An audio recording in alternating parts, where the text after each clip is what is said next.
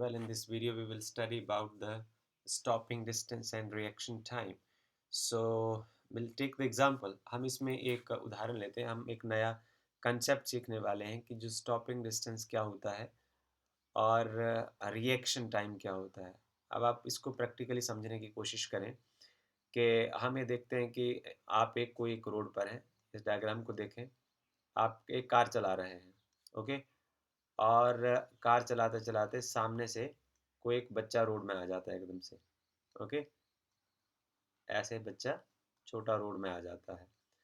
You are in a car. You are having very good car. ये आपकी car है और आप बच्चे को फटाफट से देखते हैं. अब बच्चे को जब आप देखते हैं तो आप एकदम से आपकी गाड़ी रुकती नहीं है. आप बच्चे को ऑब्जर्व करते हैं, फिर सोचते हैं फटाफट से. सब कुछ खुद ब खुद हो जाता है और फिर आप एक एक्शन लेते हैं. ओके. इसके लिए एक मिनिमम समय लगता है. इस समय को हम बोलते हैं रिएक्शन टाइम. आपने बच्चे को देखा कि बच्चा एकदम से रोड में आ गया. आपने उसको देखा, फिर सोचा क्या करना चाहिए, फिर आपने ब्रेक को दबाया. तो इसके लिए थोड़ा समय लगता है. इस समय को आप क्या बोलते हैं? Reaction time. मैं इसको ये कह दूंगा, this is called reaction time.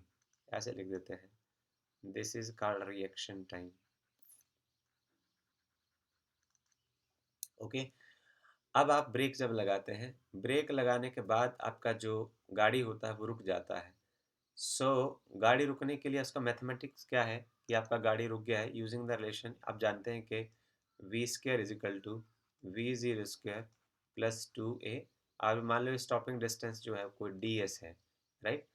सो आप यहाँ से एक्शन लेता है आप और उसके बाद जो है आपकी गाड़ी कुछ टाइम के बाद यहाँ रुक जाती है. ओके. सो ये डिपेंड करता है कि आपकी जो गाड़ी है उसकी जो ब्रेकिंग कैपेसिटी क्या है, इसके ऊपर डिपेंड करेगा. फ्रिक्शन जो है वो अपोजिंग फ्रिक्शन रोड का कैसा है इसके ऊपर डिपेंड करेगा. It all depend on the complexity of the situation. Right.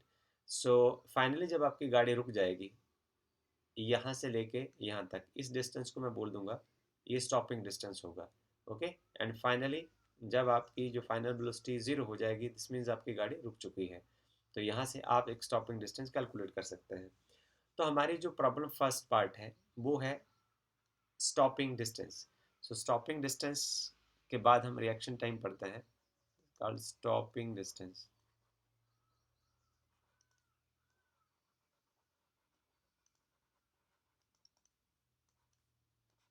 Okay. तो स्टॉपिंग डिस्टेंस क्या हुआ? It is the when the brakes are applied on the moving vehicle, the distance if travels before stopping is called stopping distance. जब आप break लगाते हैं और break लगाने के बाद, जैसे फॉर एग्जांपल आपने यहाँ ब्रेक लगाया, ए पॉइंट के ऊपर आपने ब्रेक लगाया और आपका गाड़ी ए पर रुका नहीं, उसने कुछ समय लिया और वो कुछ डिस्टेंस कवर किया और वो बी पॉइंट पर जाकर रुकता है और बच्चा का जो लाइफ है वो सेफ हो जाता है. ओके. सो इसके लिए हम क्या करते हैं कि let let D S be the stopping distance. ये मान लीजिए आप स्टॉपिंग डिस्टेंस है. तो आप एक रिलेशन, मैथमेटिकल रिलेशन जो आपने ऑलरेडी पढ़ रखा है उसको आप इस्तेमाल कर सकते हैं. V square is equal to we zero square plus two a and this s. So finally जब आपकी गाड़ी रुक जाती है तो उसको हम मैथमेटिकली लिख सकते हैं, उसकी फाइनल वेलोसिटी जीरो हो जाएगी. This part will become zero. This is equal to b zero square plus two. ये जो एक्सेलेरेशन है वो डी एक्सेलेरेशन में बदल जाएगा. So this is the stopping distance. Let ds be the stopping distance stopping, right? So you can calculate this.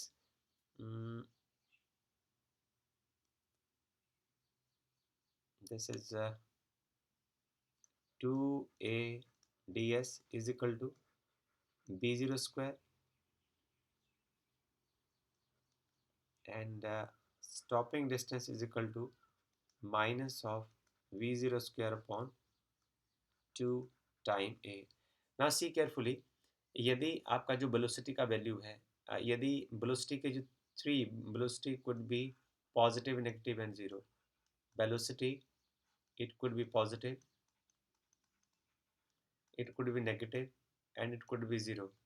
So whatever the velocity will be positive or negative, यदि velocity positive भी हो तब भी उसका square तो positive आएगा ही आएगा, पर यदि उसके जो इनिशियल वेलोसिटी है वो नेगेटिव भी हो तब भी उसका जो स्क्वायर है वो पॉजिटिव ही आएगा। अब ये जो स्टॉपिंग डिस्टेंस है इसका आंसर पॉजिटिव ही होना चाहिए। If your body is moving in the forward direction, right, in this direction, positive direction, so this answer has to be positive, क्योंकि वो फॉरवर्ड डायरेक्शन में ही उसको रुकना होगा। जब वो इस फॉरवर्ड डायरेक्शन में ही आगे जाके रुकेगी, व्हाट डज दिस मीन? इसका मतलब ये हुआ कि एक्सेलरेशन को नेगेटिव ही होना होगा। So this acceleration should be deceleration. It will it will be negative, right? So you have to take care of this. For example, अब आप देख लीजिए यहाँ कि जो स्टॉपिंग डिस्टेंस है ये किसके ऊपर डिपेंड करता है? ये इनिशियल वेलोसिटी के ऊपर डिपेंड करता है, डिसेलरेशन के ऊपर डिपेंड करता है, और जो उसकी जो braking capacity of the system है उसके ऊपर डिपेंड करेगा। क्योंकि मशीनरी जो है कार की वो किस तरीके की है तो उसके ऊपर भी डिपेंड करेगा। फ्रिक्शन ऑन द सरफेस का काइंड क्या है उसके ऊपर भी डिपेंड करेगा। ओके, अब देखिए फॉर एग्जांपल हम एक एग्जांपल लेते हैं कि यदि आप ऐसा करते हैं कि इफ फॉर एग्जांपल आप एक उदाहरण ले लेते हैं कि जो आपकी इनिशियल वेलोसिटी है वो 10 मीटर पर सेकंड होती है, और जो उसका एक्सल डिसेलरेशन है वो भी 10 मीटर पर सेकंड स्क्वायर होता है। तो आप पहले इनिशियली इसमें भर दीजिए कि आप स्टॉपिंग डिस्टेंस क्या होगा। It is equal to minus of 10 का स्क्वायर अपॉन 2 इंटू -10 डिसेलरेशन, क्योंकि उसी उसी की वजह से ये जो फॉरवर्ड डायरेक्शन में रुकेगी। ये आपने ध्यान देना है। इसके पहले हम आपको ये बता चुके हैं कि जो फॉरवर्ड वाला जो पार्ट होता है उसको हम पॉजिटिव लेते हैं, जो नेगेटिव मूवमेंट होता है, जो मतलब movement along positive x direction, वो पॉजिटिव आएगा। और from the origin, if your car is moving along this direction, then by or x must be negative in this case. As you are driving the car, आपकी car इधर को चल रही है और यदि आप उसको ब्रेक लगाएंगे तो वो इधर ही जाकर रुकेगी, इसलिए ds को पॉजिटिव होना होगा। तो ds को पॉजिटिव होने के लिए वेलोसिटी से तो ये कंट्रोल होगा नहीं, तो ये डिसेलरेशन से ही कंट्रोल होगा। So deceleration has to be negative. See here carefully, ये आपका आंसर आ जाएगा माइनस ऑफ ये 100 अपॉन -20, कैंसिल हो जाएगा, ये आ जाएगा 5 मीटर। तो 5 मीटर के बाद यदि उसका जो इनिशियल वेलोसिटी है 10 मीटर पर सेकेंड है, डिसेलरेशन जो है वो -10 मीटर पर सेकेंड स्क्वायर है, then your body will stop after 5 metre. See it, आप यदि ऐसा करते हैं, if now if your initial velocity जो है उसको आप डबल कर देते हैं, 20 मीटर पर सेकेंड कर देते हैं, आप डिसेलरेशन को उतना ही रहने देते हैं, it remains 10 meter per second square, but it will happen then your deceleration will be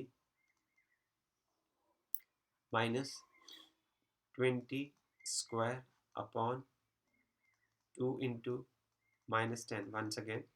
So this is minus, it is 400 divided by -20, cancel हो जाएगा, and this is equal to 20 meter. Deceleration is 20. So what you have observed over here, इसको मैं equation number 1 mark करता हूँ, और इसको मैं 2 mark करता हूँ, और इसको मैं 3 मार्क करता हूँ। बट यू हैव ऑब्जर्व, यदि आपने अपने वेलोसिटी को, if you will increase your initial velocity to twice, double, आप इसको डबल कर देते हैं, इनिशियल वेलोसिटी को यदि आप डबल कर देते हैं तो आपका जो स्टॉपिंग डिस्टेंस है वो 4 टाइम हो जाएगा इनिशियल स्टॉपिंग डिस्टेंस से, या जो फर्स्ट ऑब्जर्वेशन आपकी स्टॉपिंग डिस्टेंस की थी उसे 4 टाइम्स हो जाएगा। Okay, so this is all about the stopping distance, and you must solve few problems on the same, and then you can enrich your knowledge related to this. So now I will move for the reaction time. So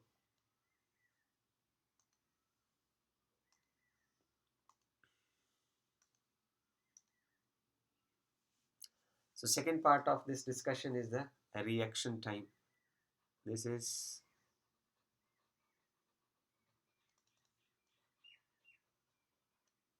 a reaction time.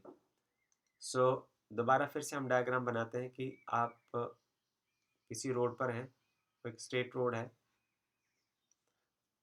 और यहाँ कोई वही बच्चा वो एकदम से road में आ जाता है और आपकी ये कार, ओके। अब उसके लिए आप क्या करते हैं, सबसे पहले बच्चे को ऑब्जर्व करते हैं, सोचते हैं और फिर एक्शन लेते हैं। इसके लिए जितना समय लगता है उसको हम क्या बोलते हैं, reaction time. This is called reaction time. ये जो रिएक्शन टाइम है, this is very very important. Reaction time is the time a person takes to observe, think, and act. For example, if a person is driving and suddenly a boy appears on the road, and then the time elapsed before he slams the brakes of the car is the reaction time. So reaction time depends on the complexity of the situation and individual. ये जो reaction time है, एक आदमी कितनी जल्दी से react करता है, वो सिचुएशन कैसी है, it depend on the situation and individual capacity. It varies from individual to individual. For example, यदि आप अपना रिएक्शन टाइम मापना चाहते हैं तो उसके लिए आप क्या कर सकते हैं, आप एक रूलर लो और आप रूलर को अपने फ्रेंड के हाथ में दे दो और उसको कहो कि आप वो अपने हाथ से उस रूलर को छोड़े। आपके हाथों के बीच में आप अपने हाथ अपने सामने रखें। जैसे फॉर एग्जांपल मैं कुछ इस तरीके से डायग्राम को बनाता हूँ। एक जो स्केल है, इस स्केल को आप ऊपर से छोड़ेंगे ऐसे हाथ से पकड़ के, यहाँ आपके हाथ है, ओके।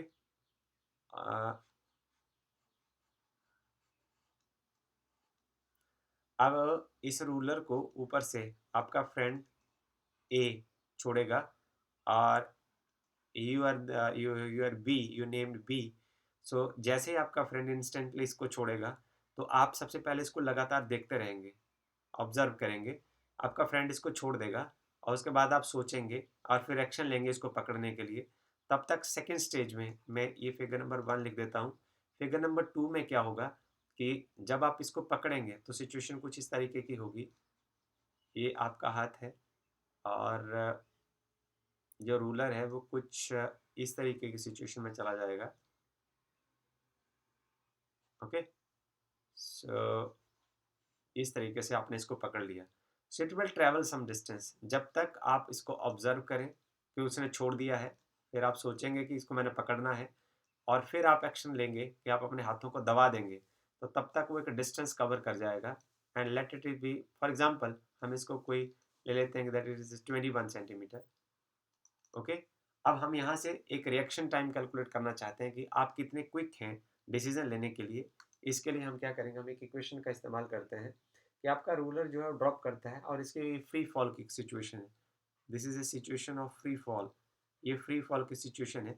फ्री फॉल की सिचुएशन का मैथमेटिक्स ये है कि उसका इनिशियल वेलोसिटी हम 0 लेते हैं और एक्सेलरेशन का जो वैल्यू होगा वो -g मीटर पर सेकेंड स्क्वायर हो जाएगा और the distance traveled d, uh, let d be the distance traveled, d is the distance traveled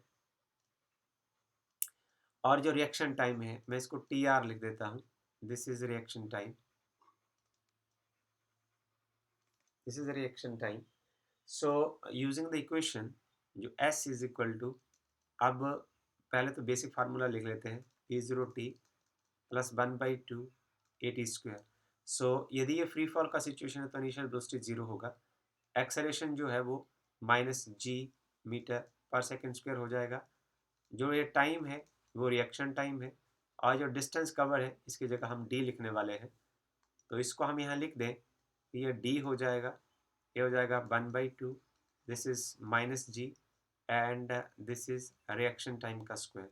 so you have to determine reaction time. So your formula will become, cross multiply कर दीजिए, this is equal to T R is equal to, so time has to be positive, so negative sign will not play any crucial role in determining this. So it is 2d upon g, this much second. So हम यहाँ इस example में हम ये choose कर रहे हैं कि जो डिस्टेंस है, फॉर एग्जाम्पल ये डिस्टेंस जो आपकी स्केल ने यहाँ कवर किया है ये 21 सेंटीमीटर है. सो डी का जो वैल्यू है 21 centimetre means it is 0.21 metre. And then g is equal to, तो इसकी जगह आप 9.8 मीटर पर सेकेंड स्क्वायर भी लिख सकते हैं और आप अप्रोक्सीमेटली 10 मीटर पर सेकेंड स्क्वायर भी लिख सकते हैं. But we are choosing over here, it's a two significant figures, so we'll prefer to choose this much value because it involves two significant figures also. So just put the value over here. Reaction time is equal to under root 2 time जो आपका distance covered है वो 0.21 है divided by 9.8. So now you can solve it using the calculator. So calculator से यदि हम solve करें तो इसका आंसर आ जाएगा लगभग 0.20 एंड 701. अब हमारा जो इनपुट का जो वैल्यूज़ है इसमें टू सिग्निफिकेंट फिगर्स हैं, इसमें भी टू सिग्निफिकेंट फिगर्स हैं, तो हमारे आंसर में भी टू सिग्निफिकेंट फिगर्स ही होनी चाहिए. सो फॉर दैट सेक हम क्या करेंगे, हम अपने आंसर को यहाँ क्लोज कर देंगे. इसको क्लोज करने के बाद आपको ये वाला पार्ट जो रिमूव करना पड़ेगा, और जो 7 है वो मोर देन 5 है. तो आपने प्रॉपर्टीज ऑफ सिग्निफिकेंट फिगर्स पढ़ा है, तो उसमें क्या होगा कि जो ये डिजिट है इसमें एक ऐड हो जाएगा and your answer is equal to 0.21 right second. So this is your reaction time. So dot should be at this point 0 point, this is a way to write 21 seconds. So this is your reaction time. So I hope that you have understood this reaction concept of reaction time as well as the stopping distance. So you are suggested to solve the numerical problem based on the basis of the same concept, so that you can enrich your knowledge fully well. If you have any trouble, then write in the comment box. Thank you very much.